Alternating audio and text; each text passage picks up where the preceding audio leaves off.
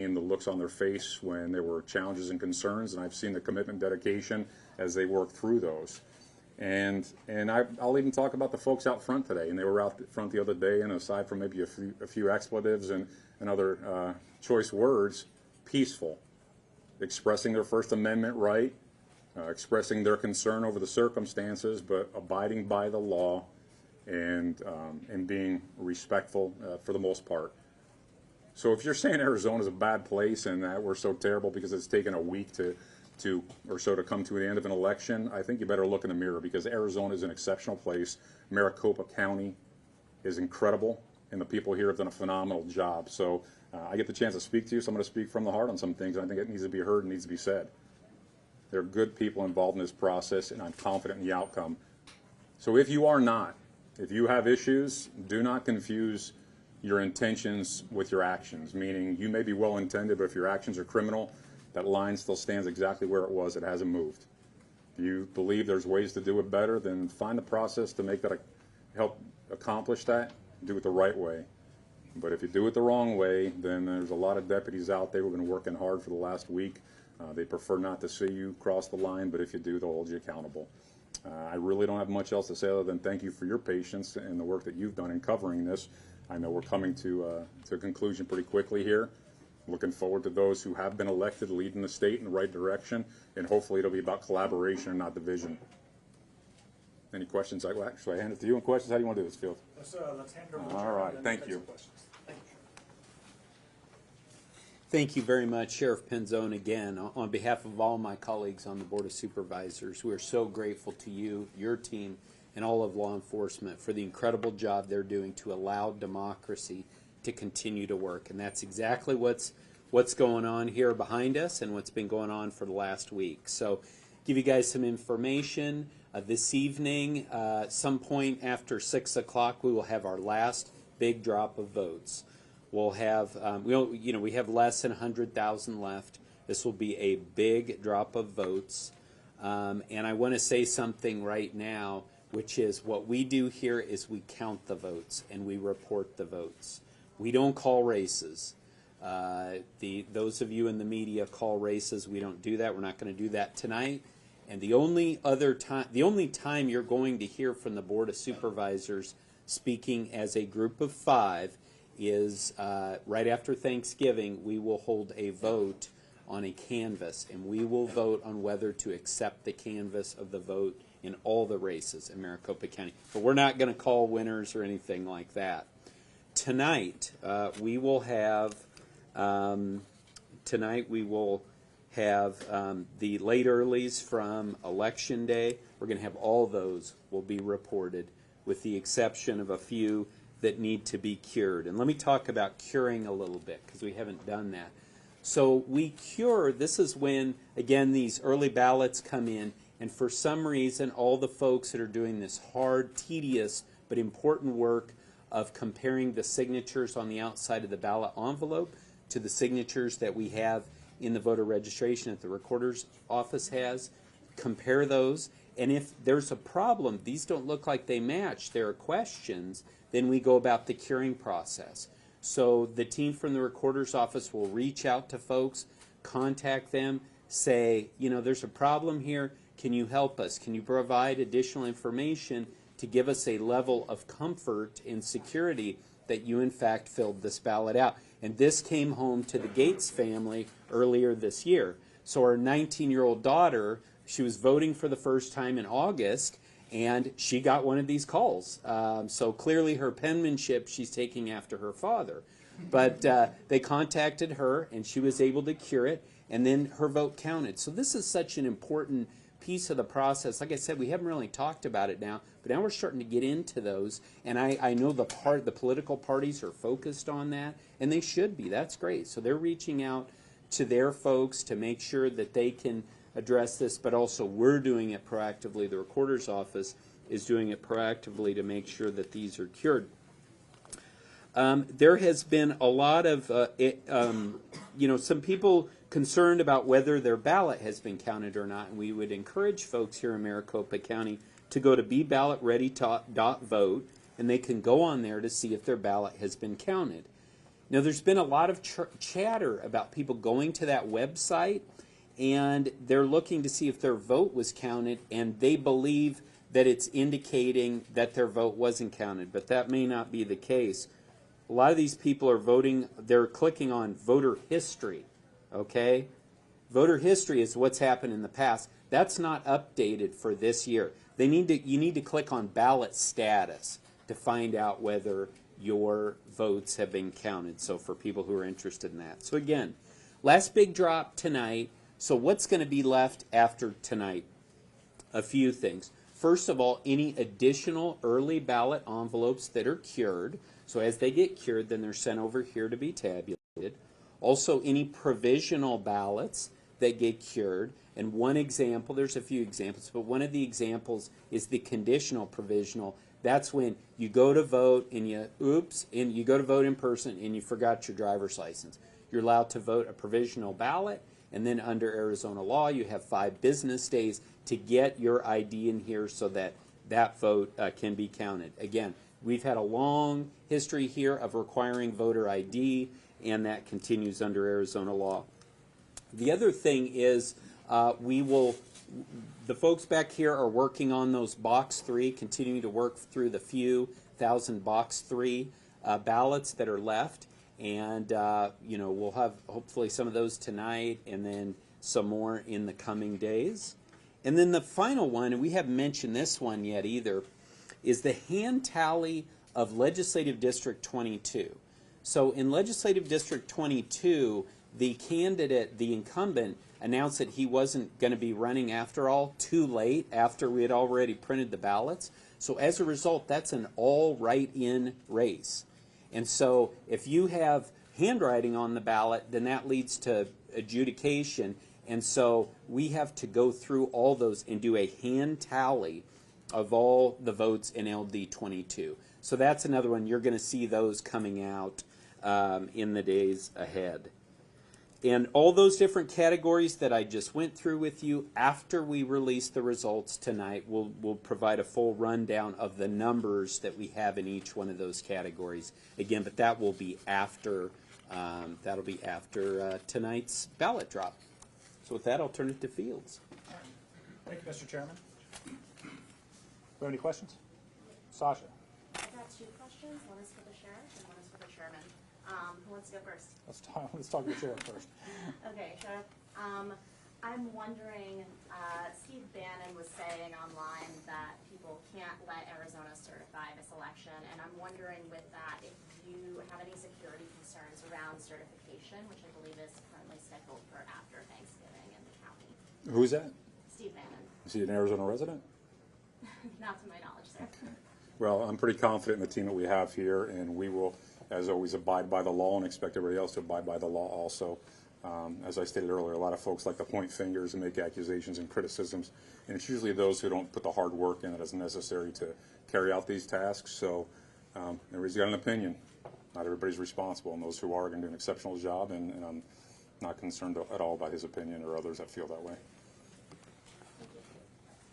And then, Sherman, I'm wondering, do you expect that we would know tonight whether there will be an automatic recount for some of the big statewide races that remain undecided? So what I would say is we may have a better sense, but like I said, there's going to be further votes that are going to be coming in after. It's not like these are the last numbers that we're going to report, but probably start to get a better idea of that. And again, with the automatic recount, that's going to happen in December. So obviously there's plenty of time to determine whether we will have the automatic recounts. The folks are ready for this. This is a change in the law that's going to make it more likely that we do have automatic recounts. There was a change in the law from the state legislature earlier this year to put us in that position. Again, this team is ready to deal with that and do their statutory duty. Yeah, for the chairman, can we get an update on the hand count and how the audit and how that's been going? So the hand count audit was completed yesterday, and we can probably, Megan may even be able to provide some additional color on this, but it went very well. It turned out excellent. A couple little issues here and there that we can give you some details on, but again, fantastic work by the folks who came in to do the hand count, and absolutely, again, established and reiterated the fact that these machines work, they're effective, and that they're the best way to count votes. And then one more question for you. Again, the chatter online seems to have been building a bit today. A lot of questions around box 3. A couple of allegations I'm hoping that you can just address.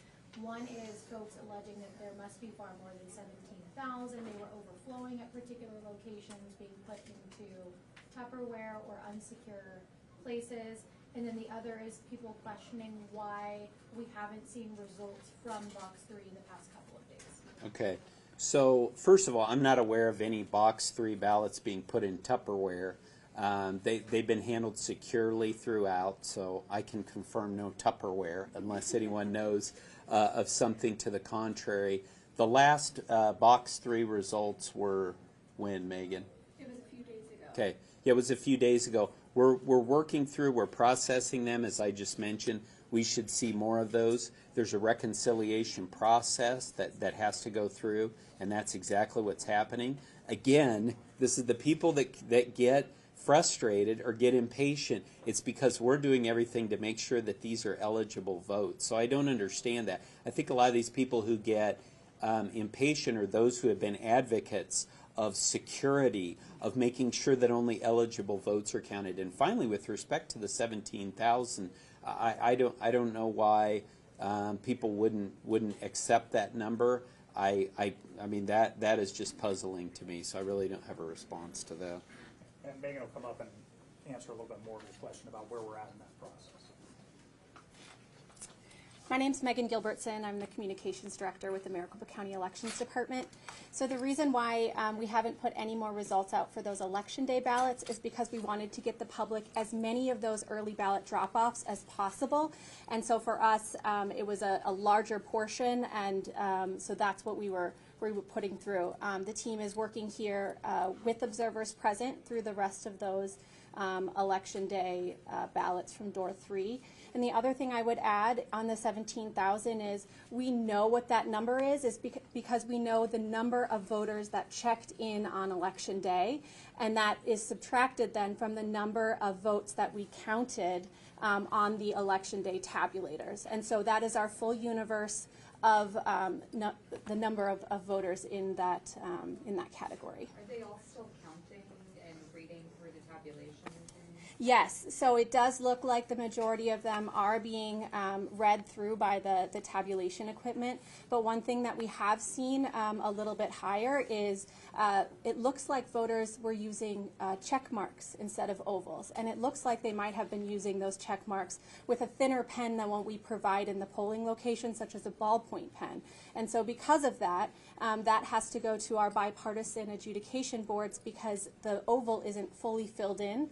And so in order to mark that as a vote for those candidates, the bipartisan board would agree that yes, that was a check mark, and then award those votes. So that's what we're seeing so far with them.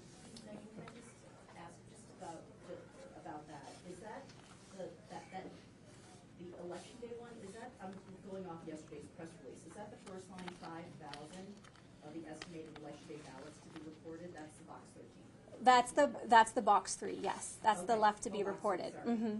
So then, if all of the Election Day, the mail-in return on Election Day are dropped off, then we're talking about about 1,300 left beyond everything else you're reporting today. So we're going to provide a full 30,000. accounting. Yeah, we're going to provide a full accounting of the number of ballots left tonight after we report results, because that's how we know how many ballots have been counted today. You can see our teams are still working hard to provide the results out tonight. But is it fair to say that if you're reporting all of those mail-ins that were dropped off on Election Day based off the last press release, that's about 73,000? So we're reporting the majority of those mail-ins unless any of them need to be cured. Let's go to Jim. Okay. So still, and maybe this is still for Megan, I don't know, but just to clarify, two related questions on box 3, or the ballots themselves. You talked about the pens, that the ink was too thin or whatever. So there were pens in the actual centers that you wanted voters to use, and was that because some voters brought their own pens? Did you recommend against using their own pens? Well, I think we made it very clear, even a month ago when we started doing press conferences in early October, that we were recommending using fast-drying felt-tip pens on Election Day, and we provided fast-drying felt-tip pens. I mean, Pentel was the brand that we purchased, but those fast-drying felt-tip pens were what we recommended. But we know some people want to bring their own pen. We also know that some people were spreading that you should only use a blue ballpoint pen on social media. To what end, I'm not sure, So other that than... ballpoint pen advice, was that kind of counter to what you all were recommending here for use of those ballots? That's correct, and I mean, I think people remember back to the primary, a lot of people spilled some ink on, pun intended, on the pen story, but yeah, we recommended that, and that was mostly because we were concerned about the smudging on the tabulators there at the vote centers. We, not sure that that was really the issue this time, but we have noticed through the adjudication process, as Megan said, a number of people were using check marks, and the machine's not going to read that. Therefore, many of those ended up in box 3, and that's what's being accounted for now. So on this topic, just in terms of the way that box 3 works, because I do believe this is going to come up and it's floating around online. There are many videos of voters talking about their frustrations that they were trying to get their ballots registered in the tabulation machines. They tried. What was the sort of ceiling number of attempts before they could use slot 3, or could anyone use slot 3 at any time of their ballot? Like, how does that process work? I'm not sure if Megan wants, yeah, I had not heard of a ceiling number, and she just confirmed there is no ceiling on how many attempts. Of course, we had a lot of poll workers in various capacities at the polls, and they were doing their best to help people with this process. And I've heard numbers thrown out, 5 times, 10 times, 20 times. I don't know if that's really the case, but they were trying to allow people enough time so that the tabulator would read it. But as we said, if they'd only put check marks on there, or they put or used a really light blue pen, pens come in every single color under the sun. So if they had used something real light, perhaps that optical scanner wasn't going to read it. But they could have used slot 3 at any time after one try or after no tries. Like, what was the? I think the chairman will jump in. We've talked a lot about box 3 and how that's used across the state. Yeah, no. So this is the thing, and I've been quiet about this, but I understand a lot's been said about box 3, and a lot of blame has been put on Maricopa County for the lines and things like that. We were very clear here early on Tuesday morning. Many of you were here. That as this issue started to come about, we let people know box 3 is absolutely an option for people who don't want to try and continue to put the ballot through the tabulator. Box 3 is a safe and secure way to have your vote counted. Everyone's vote will be counted that goes into box 3. And unfortunately, as we've had a little bit of time now to look back at what was going on out there, we had a lot of people from a lot of leaders in one of the political parties that was literally going out there and saying the absolute opposite to their voters. And some of you may have seen this graphic that was out there. And this graphic was tweeted out by multiple members of one of the political parties. And this is what I want to focus on. This line, it says, "Do not put your ballot in box 3 or drawer 3. This was literally the opposite of what Recorder Richer and I were telling people. It's the opposite of what our comms team was telling everyone. And so guess what? A lot of people were coming. I've talked to Scott Jarrett about this. Scott Jarrett has said people were coming. They were afraid to put their ballot in box 3 because of what the leaders of their party had told them, which was the complete opposite of what we had told them. And you know what happened as a result of this? Our folks who were running the check-ins at those vote centers, they were being pulled off of checking people in, and now they were having to, and Scott Jarrett is a very caring man. He said, they're over there consoling these voters, right? These voters, because of what they've been told, they don't know what to do, and they were trying to work with them. So that was pulling people off of the check-in, our poll workers, so that was extending the lines. Again, I've been very patient. I haven't pointed the finger at leaders of one of the parties, but this shows that leaders of one of the parties were spreading misinformation about box 3. And so I just want to make sure that that was clear for the record. Chairman, technical question over here about the LD22 Yes. ballots.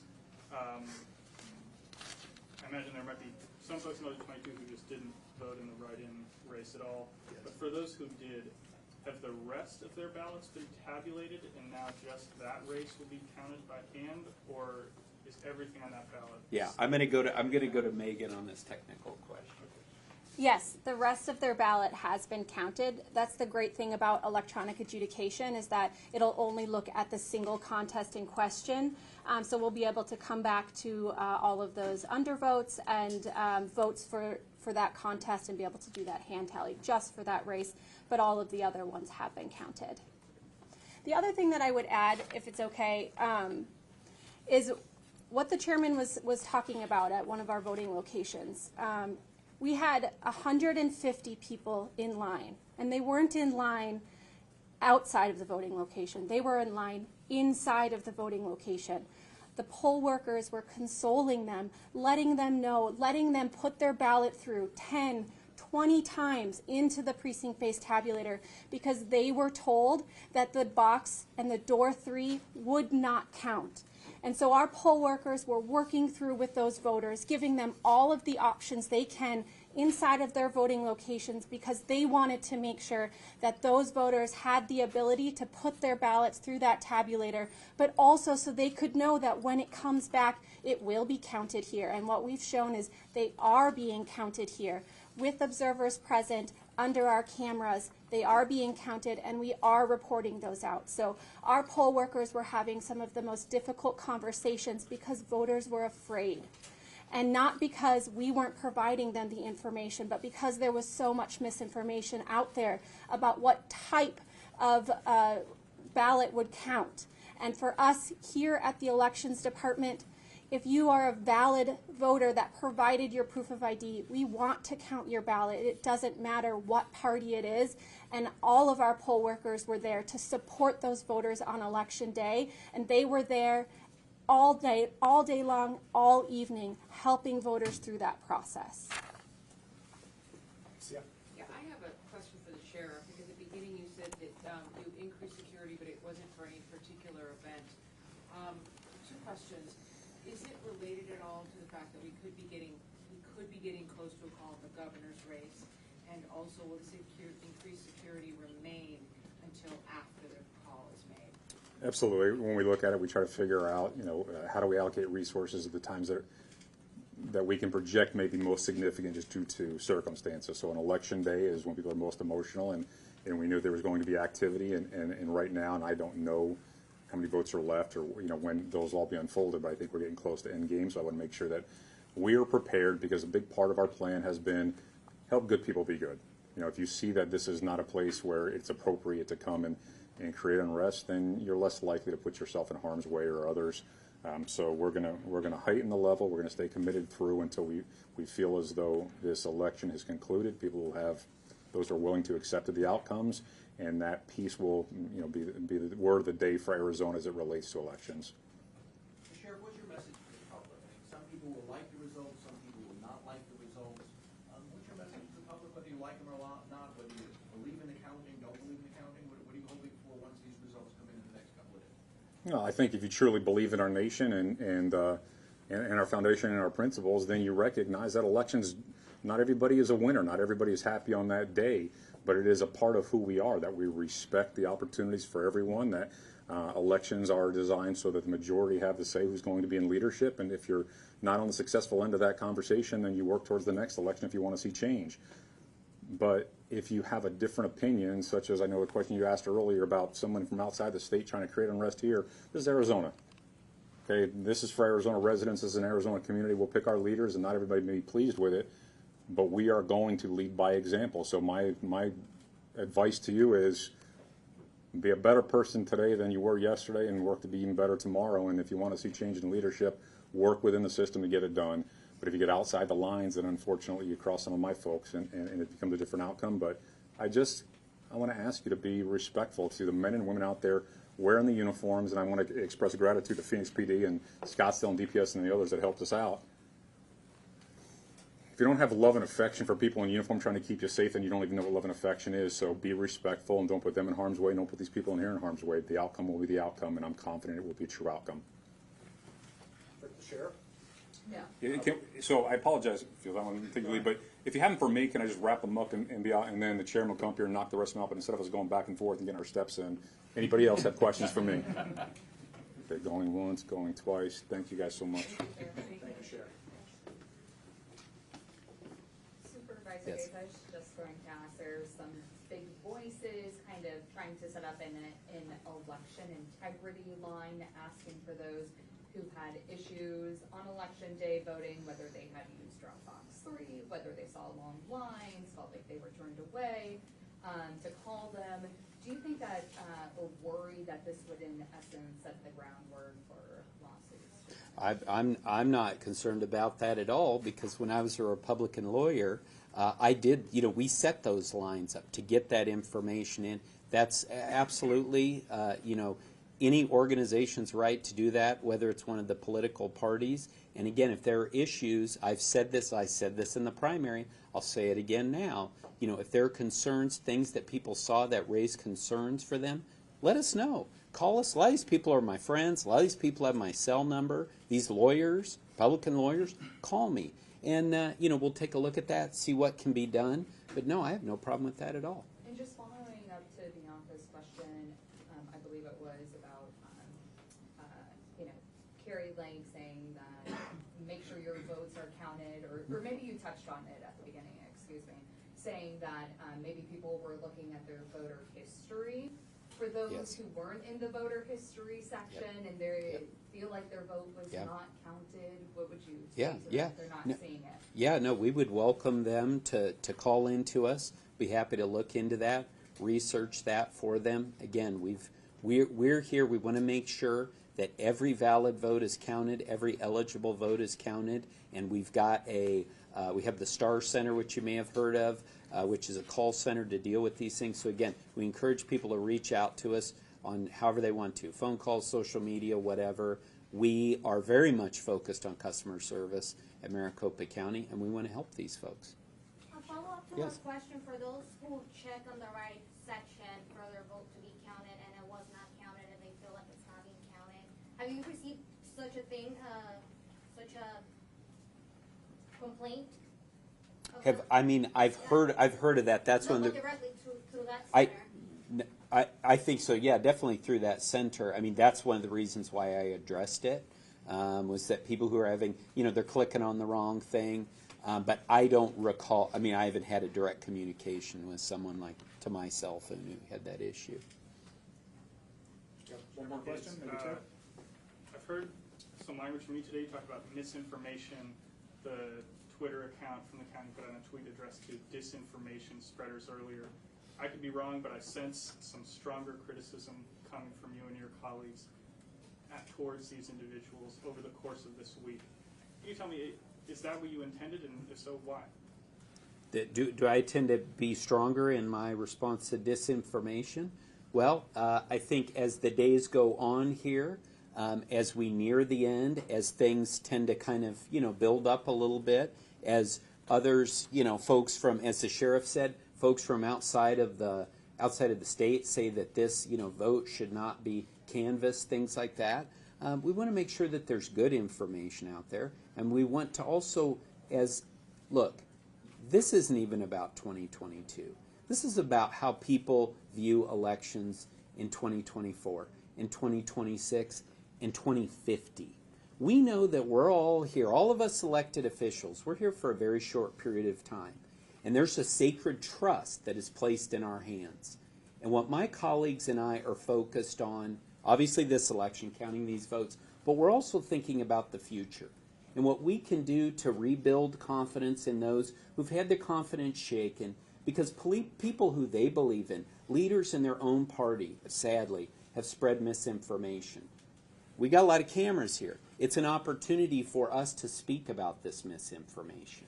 And then we know that people watch all of your programs and will hopefully think about that. You know what? Maybe I should look into this a little bit more. Maybe I should go on to BeBallotReady.vote. Maybe I should go on to JustTheFacts.vote. The people who've done that, they said, man, I had no idea. I ran into one of my neighbors this morning. I was walking the dogs, and he had a couple questions for me. I answered it. He goes, oh, okay, now that makes sense. Okay, well, I can't, I can't run into everybody when I'm out walking my dogs, but that's kind of the equivalent, right? And so when we have these opportunities, we want people to think just for a moment, maybe I should go on, maybe I should go out and find the facts. And for people to have been told that box 3 was not a safe place to go, not a safe place to put their votes, that those votes would not be counted. And then that led to some of the chaos on Tuesday. This team, we have accepted our responsibility in this. But I'm not willing to accept responsibility for issues that were caused by others. And it is clear to me that those lines were longer because members, leaders in one political party were spreading misinformation. I don't know why they were. You guys might want to ask them. Ask them why they were spreading this information, because they didn't get it from us. So we're out here just to set the record straight. We've been doing it since last year, and we're going to keep setting the record straight. One more question? Anybody? All right, thanks, Mr. Chairman. Thank you. And thank you all for your time this afternoon. Just as a way to wrap up, this is probably, with the amount of votes that are going to be dropped tonight, it's probably our last press conference in this room. I know you're all very sad about that, as are we. But of course, if there is a major event, if there's something we need to address with you guys, we'll set up a press conference and we'll make ourselves available. Thank you very much.